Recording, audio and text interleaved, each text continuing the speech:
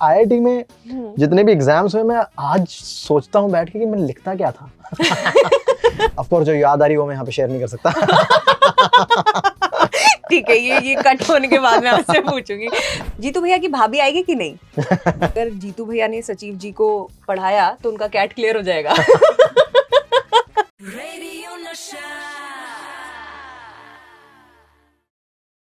हाय, परी हूँ मैं और 91.9 FM रेडियो नशा एंड मेरे साथ इनके लिए कोई इंट्रोडक्शन चाहिए नहीं, बट मैं ये कहना चाहती हूँ कि ये जो जगत भैया बन गए हैं। जीतू भैया इन द हाउस। हाय, कैसे हो आप? मैं बहुत बढ़िया हूँ, कैसे हो? मैं बहुत बढ़िया हूँ। ये जो जगत भैया बन गए हो आप, क्या कहना है आपका सबसे पहले इसके ऊपर? हर कोई आपको भैया बोल देता है। हाँ, आई थिंक वो कैरेक्टर इतना ज़्यादा पॉपुलर हो गया और लोग उसी को उस नाम से बुलाते हैं, तो ऐसा लगता है कि हाँ चलो ठीक है, कैरेक्टर जो काम किया वो पॉपुलर हो गया एंड इट फील्स ग्रेट। अगर उसका कुछ और नाम होता तो शायद उस नाम से पॉपुलर हो रही होती चीज़ें, तो आई टेक इट कि अच्छा जो मैंने काम किया वो पॉपुलर हो रहा है, so it's fine, it feels great. But ऐसा नहीं लगता कि यार सब मुझे ब्रोजोन कर रहे हैं? नहीं, हाँ वो लगता है कई बार, है ना? तो कई बार बुरा लगता है तो मैं बोल देता हूँ जहाँ भी बुरा लग रहा होता है, ऐसा नहीं। डू यू रिमेम्बर पहली बार किसी ने आपको जीतू भैया बुलाया हो जोर से एट अ रैंडम प्लेस? हाँ, I think just Kota release हुआ था सीजन 1 और हम लोग प्रमोशनल एक्टिविटीज के लिए आई थिंक कॉलेजेस में गए थे। तो वहाँ पे लोग पीछे से चिल्ला रहे थे Jitu Bhaiya Jeetu Bhaiya. I think that was the first time I heard Jeetu Bhaiya from followers. Right. So Kota factory season 3, oh my God, the excitement is next level. Thanks to Netflix हमारा रिवीजन हो चुका है। जो रिकैप डाला था 1 and 2, हमारा रिवीजन हो चुका है। आपने रिवाइज किया था कि नहीं? हाँ, मतलब जब भी मैं कोई नया सीजन शूट करने जाता हूँ तो ऑफ कोर्स काफी टाइम बाद शूट हो रही होती हैं चीजें। सीजन 2 कब आया था, उसके बाद हम लोग 1-1.5 साल बाद वापस फ्लोर पे जा रहे थे for season 3। So of course मतलब before readings and rehearsal I want to see few वो प्रीकैप चलता है कि जो मुझे अच्छे सीन्स लगते हैं वो मैं देख लेता हूँ एक बार, just to get into the character कि अच्छा हाँ ऐसे बात करता है या ऐसी चीजें करता है। क्योंकि हाँ, सीजन 1 में बहुत मेहनत हुई थी कि किस तरह की चीजें होंगी, कैरेक्टर कैसे बात करेगा, कैसे दिखेगा, एंड बट ऑफ कोर्स अब वो एस्टैब्लिश हो गया तो अभी हमें उन्हीं चीज़ों को फॉलो करना है। तो उसके लिए मैं सीजन 1-2 में देख के गया था end of course then reading rehearsals होती हैं, सो वो देखना पड़ता है मुझे। आपको हमेशा से द शाहरुख ऑफ OTT कहा गया है, but now on the internet also, thanks to your wonderful work and two massive shows, you are all over the internet.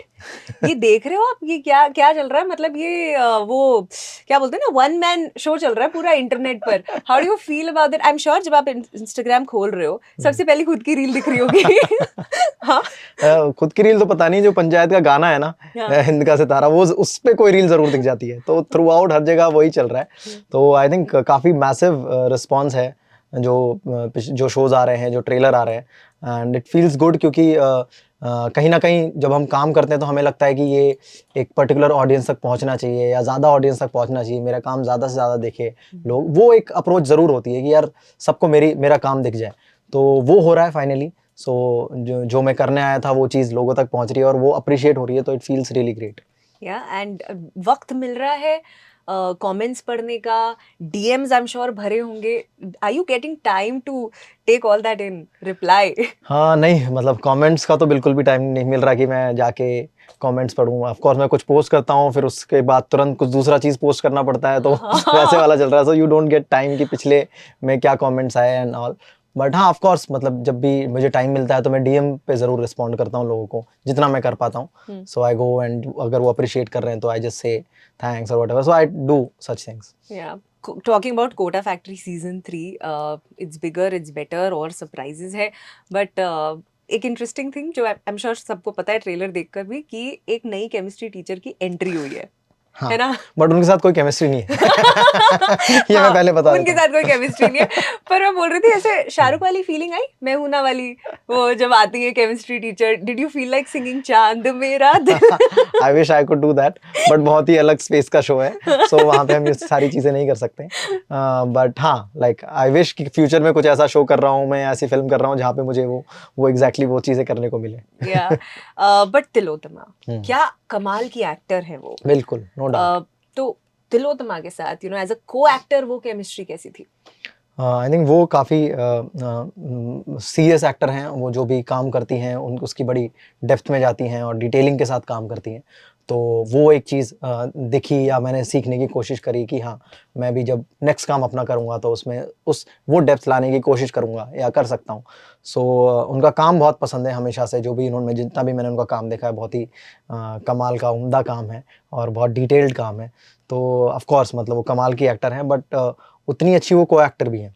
तो जब भी ऑन सेट होते हैं तो मतलब वो, क्योंकि जब भी कोई सीन में तुम लोग जितने भी कैरेक्टर्स होते हैं वो परफॉर्म कर रहे होते हैं, उनकी एनर्जी बहुत मैटर कर जाती है। समटाइम्स यू आर हर दिन अलग होता है, बिल्कुल। बहुत लंबे टाइम शूट चलता है और हर दिन तुम्हारा मेंटल स्पेस अलग होता है।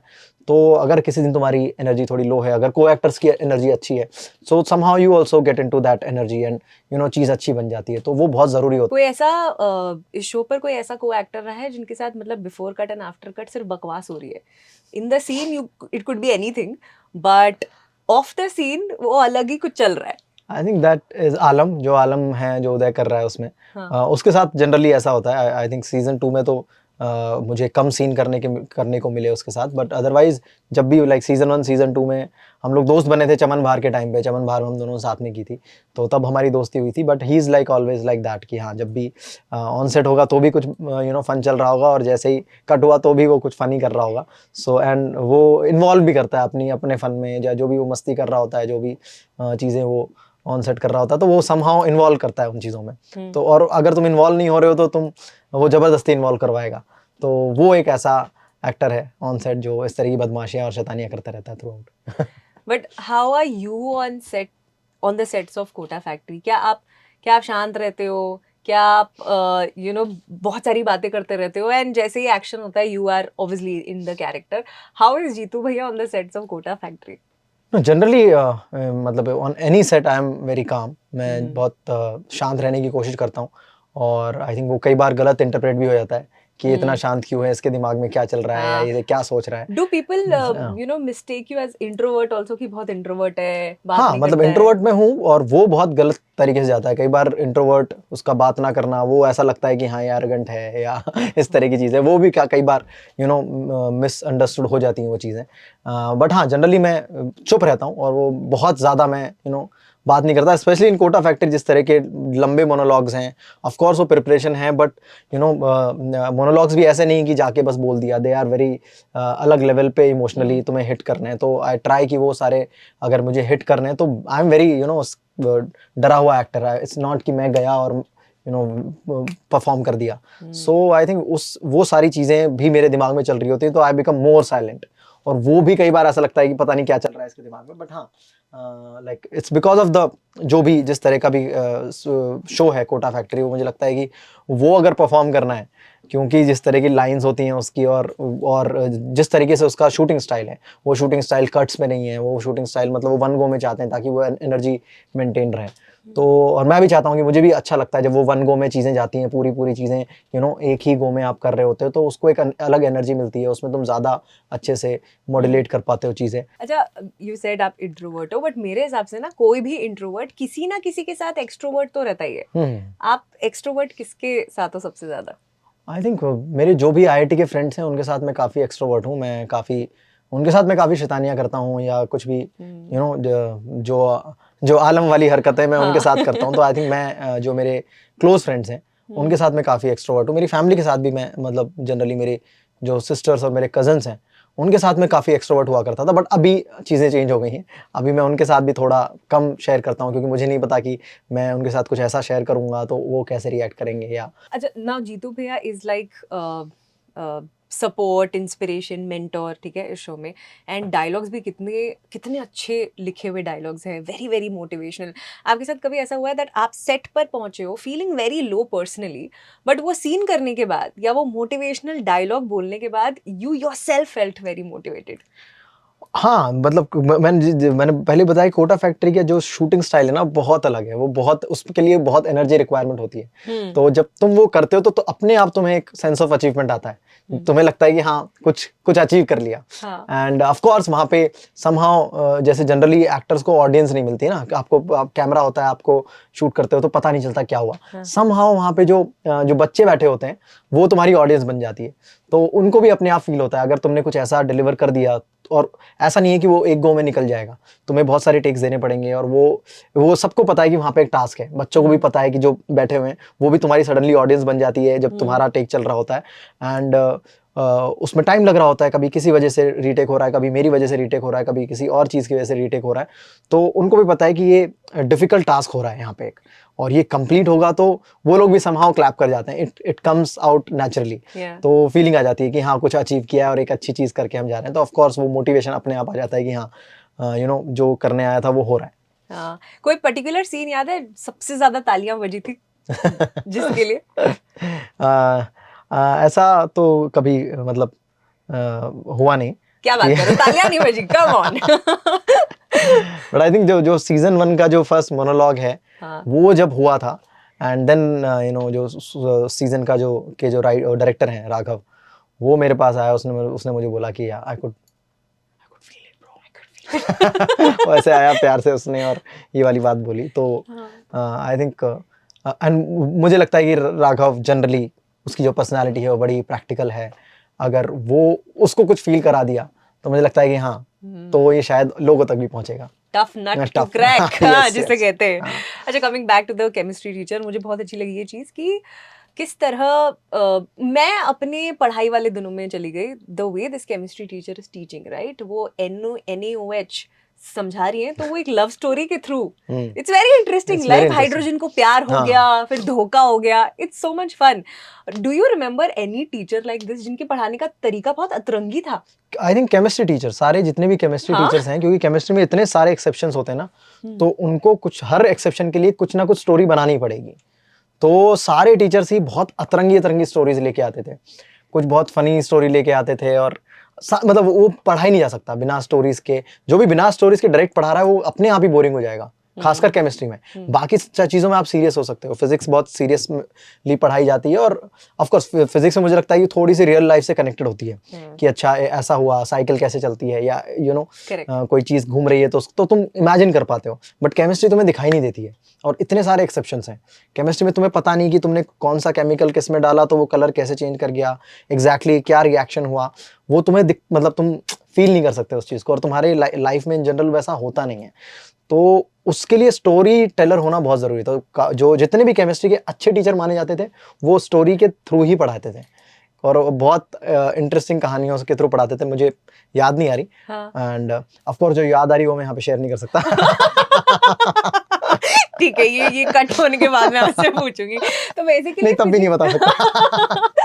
तो basically physics is reality, chemistry is fantasy, है ना? एग्जैक्टली। आय हाय, क्या बात है। अच्छा, बट अपने आंसर शीट में कभी आपने कोई कहानी लिखी है? मैंने किया था एक बार, पता है, मैं गाना लिख कर आ गई थी हिमेश रेशमिया का, क्योंकि मेरे को आंसर नहीं आ रहा था। तो मैंने एक पैराग्राफ लिखा, एंड बोर्ड्स का एग्जाम था, एंड हमने सुना था कि जो इन्विजिलेटर्स होते हैं और जो चेक करते हैं वो ऐसे जल्दी जल्दी करते हैं ना, तो वो ऊपर ऊपर से पढ़ते हैं। तो आप एंड में या बीच में क्या घुसा रहे हो उनको समझ। तो मैंने हिमेश रेशमिया का एक बार आजा आजा आजा मैंने लिख दिया था। नहीं पकड़ा गया? नहीं पकड़ा। नाइस। तो कभी किया आपने ऐसे कोई कहानी बनाई है या गाना लिखा है? नहीं, ऐसा थैंकफुली मैंने कभी नहीं किया, नहीं। क्योंकि मुझे लगता है कि मेरे टीचर्स काफी स्ट्रांग थे और पकड़ लेते। बाकी IIT में जितने भी एग्जाम्स हुए, मैं आज सोचता हूँ बैठ के कि मैं लिखता क्या था। क्योंकि मुझे जनरली, मैं हिंदी मीडियम से हूँ तो मुझे इंग्लिश भी नहीं आती थी, तो मैं यही सोच रहा हूँ कि और सारे एग्जाम इंग्लिश में मैंने पास मतलब मैं रो के पास करता था, फेल हो के पास करता था, बट मुझे ये कि पास तो किया है, पास किया है, तो मैं लिखता क्या था। आज भी मैं सोचता हूँ कि वो क्या मैंने ऐसा लिखा होगा कि उस टीचर ने वो टिक कर दिया और मैं पास हो गया। सो आई वंडर कि वो क्या लिख के आता था मैं। मुझे कुछ नहीं पता। अच्छा, ये जो जैसे इसमें ना पर्सनल प्रॉब्लम्स लेकर भी आते हैं ये बच्चे आपके पास, राइट? कि मीना आपसे कह रहा है कि सर नहीं भैया, अगर किसी पर आकर्षण आ जाए तो क्या किया जाए? और आप फिर इतनी क्यूटली इन्हें पर्सनल एडवाइस भी दे रहे हो, है ना? थ्रू आउट द सीजन्स ये होता है, you giving personal advice. Have you had any teacher जिनसे आप ऐसे पर्सनल चीजें डिस्कस करते थे? Any time, school, college, IIT, कभी भी? नहीं, टीचर्स के साथ पर्सनल तो नहीं कभी नहीं कभी नहीं। ऑफ कोर्स मतलब जो कुछ इंग्लिश टीचर होती थी, हम बच्चे होते थे तो क्रश जरूर होते थे, बट ऐसे कभी भी वो स्पेस नहीं मिलता है जहाँ से मैं बिलोंग करता हूँ, या जिस तरह से कि तुम टीचर्स के साथ अपना कुछ पर्सनल शेयर कर रहे हो या अपनी पर्सनल बातें बता रहे हो, वो कभी नहीं होता था। हमेशा एकेडमिक बातें ही होती थी। I think that is why Jeetu भैया ये जो कैरेक्टर है ये सबको इतना ज्यादा पसंद आया, right? It's like the teacher we wish we had, correct. It's like the teacher we want, है ना? एक दोस्त के साथ साथ वो कितना, आई एम श्योर ये आपने personally people must have come to you and said कि काश, मैं कमेंट्स पढ़ती हूँ, लिखा होता है कि काश मेरे पास एक ऐसा टीचर होता जीतू भैया के जैसा, है ना? हाँ, मुझे लगता है कि मेंटोरशिप बहुत ज़रूरी है और वो मिसिंग है। मतलब ऑफ कोर्स टीचर्स हैं जो आपको एकेडमिक प्रॉब्लम कैसे सॉल्व करना है उसका तरीका बता सकते हैं, बट एक मेंटोरशिप जो जनरल होती है कि लाइफ में कैसे प्रोसेस करना है, वो हमें किसी भी बुक में नहीं सिखाया जाता। ठीक है, वो हमें खुद सॉर्ट करना होता है, और मुझे लगता है कि अकेले इतनी सारी चीज़ सॉर्ट करना किसी भी इंसान के लिए डिफिकल्ट है। मुझे लगता है कि ये चीज़ें जो कोटा फैक्ट्री में जो टीचर के अंदर दिखाई गई वो कहीं ना कहीं मिसिंग हैं, और वो बहुत लोगों को लगता है कि अरे काश हमारे पास ऐसा टीचर होता। तो रिलेटेबल तो हो जाता है कि तुमने रिलेट करके कि हाँ ऐसा हमारा भी था एक टीचर, बट यहाँ पे वो गैप दिखता है कि यार काश हमारे पास ऐसा मेंटोर होता। तो उसलिए वो चीज़ ज़्यादा हिट की लोगों को। बिल्कुल, एंड सो मेनी स्टूडेंट्स कितने इंस्पायर्ड हुए, इन्फ्लुएंस्ड हुए, एंड आई होप कि टीचर्स भी इससे इंस्पायर्ड हो एंड वो बेटर मेंटोर बनने की कोशिश करें, बिकॉज सीजन 2 जिस मोड पर एंड हुआ था, very heartbreaking, and I am sure season 3 उसी को लेकर कहानी आगे बढ़ती है। ये एक रियलिटी है कोटा की, ये होता है, आया है कोटा में, and correct me if I am wrong, I think season 3 का one of the messages that season 3 wants to give out is this, right? To be better mentors to students, pressure थोड़ा उन पर कम हो ताकि गलत step ना उठाए students. Is this one of the main highlights of season 3? हाँ, मतलब बेसिकली कहानी शुरू हुई थी कि एक स्टूडेंट और टीचर के बीच के रिलेशनशिप्स क्या होते हैं और कैसे वो चीज़ें आगे बढ़ती हैं, कैसे एक टीचर बहुत पर्सनल लेवल पे जाके लोगों की, स्टूडेंट्स की हेल्प कर रहा है। वहाँ से कहानी शुरू हुई, and we went into a dark reality of Kota कि या एजुकेशन सिस्टम की, वहाँ पे हम लोग कैसे एजुकेशन को अपने लाइफ से कनेक्ट कर लेते हैं कि अगर एजुकेशन ठीक नहीं हुई या हमें पर्टिकुलर चीज़ नहीं मिली एजुकेशन में तो हमारी लाइफ में कुछ नहीं होगा। सो वो जो एक कनेक्शन है, वो जो गलत कनेक्शन है, उसको दिखाने की कोशिश की है आगे के सीजन्स में। एंड अच्छा लगता है कि कोई मैं ऐसे शो का पार्ट हूँ जहाँ पे इन मुद्दों पे बात हो रही है, एंड बहुत सेंसिटिवली तरीके से उस चीज़ को हैंडल कर रहे हैं। और ऑफ कोर्स एक शो है, वो एंगेजिंग भी होना चाहिए कहीं ना कहीं, ऐसा नहीं कि सिर्फ मुद्दे पे ही बातें होती चली गई और बाकी एंटरटेन नहीं किया। तो आई थिंक जो सीज़न 3 है वो बहुत ही अच्छा मिक्सचर है कि आपको एंगेज भी करता है, आपको कैरेक्टर्स की कहानी भी बताता है, प्लस एक जो इम्पोर्टेंट मुद्दे हैं उन पे भी बातें करता रहता है साथ साथ। राइट, इसमें एक बहुत अच्छा जो डायलॉग बोलते हो ना कि ये वो स्टूडेंट्स है जो हर चीज सीरियसली लेते हैं ये लोग, है ना? आपकी जिंदगी में कोई ऐसा फेज रहा है जहाँ आपको लगता है आपने खुद को बहुत ज्यादा सीरियसली ले लिया, यार मैं चिल कर सकता था थोड़ा सा? हाँ, मतलब मुझे लगता है कि जो starting phase of acting life जो मैंने मुंबई में आके शुरू की, और तो मुझे लगता है कि हाँ बहुत ज़्यादा सीरियस था मैं उस टाइम पे, बट कहीं ना कहीं फिर बाद में सोचो तो लगता है कि हाँ उतना हार्ड वर्क या उतना सीरियसनेस भी ज़रूरी थी, वरना शायद यहाँ तक नहीं पहुँचते, क्योंकि बहुत अलग इंडस्ट्री है। अगर स्टार्टिंग में उस लेवल की सीरियसनेस या उस लेवल की क्योंकि इतना सीरियस था तो इसलिए शायद उतना ज़्यादा हार्ड वर्क भी किया तो मैं यहाँ पहुँचा। बट हाँ मुझे लगता है कि थोड़ा बहुत चिल कर सकते थे, थोड़ा बहुत ज़्यादा इजी हो सकते थे about your craft, about your skill. ठीक है, मतलब थोड़ा जो चीज़ें मैंने जो जिन फिल्म्स का या जिन सीरीज़ का मैं पार्ट रहा हूँ, on set I could be more cheerful और more easy for people, so वो लगता है।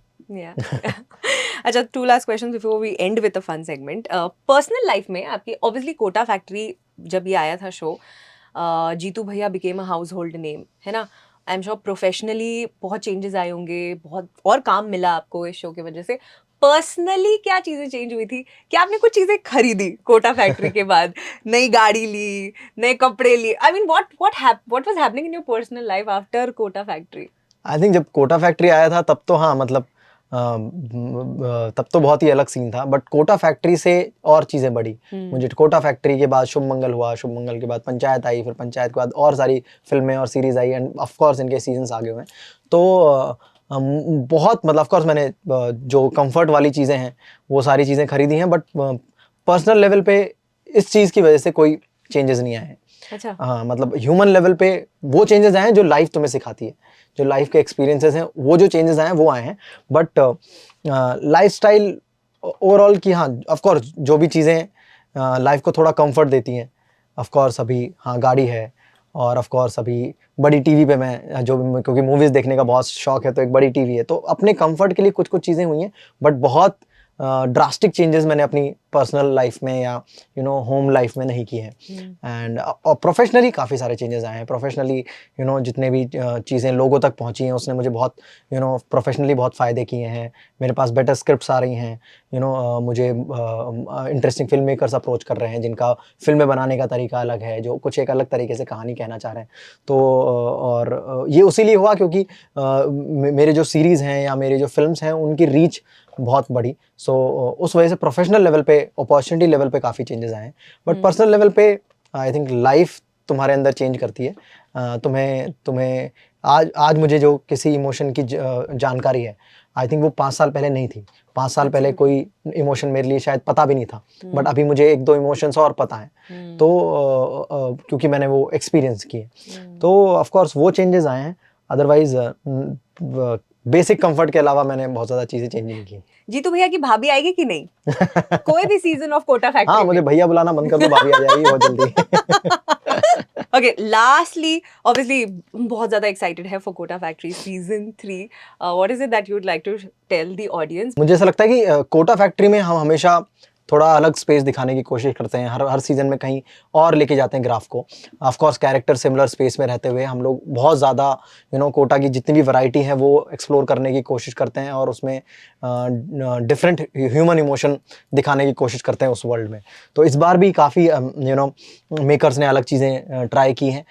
आई होप कि जिस तरह से सीज़न 1 और 2 आपको अच्छा लगा, आपको सीज़न 3 भी उतना ही पसंद आया, और मतलब जिस तरीके से आपने अप्रिशिएशन दिया 1 और 2 में, उससे बेटर आपको 3 लगे होपफुली। एंड आपको पता है ना, there is a meme going around internet पर कि अगर जीतू भैया ने सचिव जी को पढ़ाया तो उनका कैट क्लियर हो जाएगा। फिर वो गांव से चला जाएगा। हाँ, दिक्कत वो है। ये बहुत, ये ना हम चाहते भी नहीं है कि उनका क्लियर हो, पर हम चाहते हैं। बेचारे Sachiv ji. But thank you so much. I think आपसे बात करना हमेशा ही it's very nice because of again the genuineness that you bring to any conversation. Thank you. All the very very best जो भी आने वाला है उसके लिए। Thank you बहुत so जल्द much. आपसे मुलाकात होगी। Lovely talking to you. Thank you. Radio Nasha.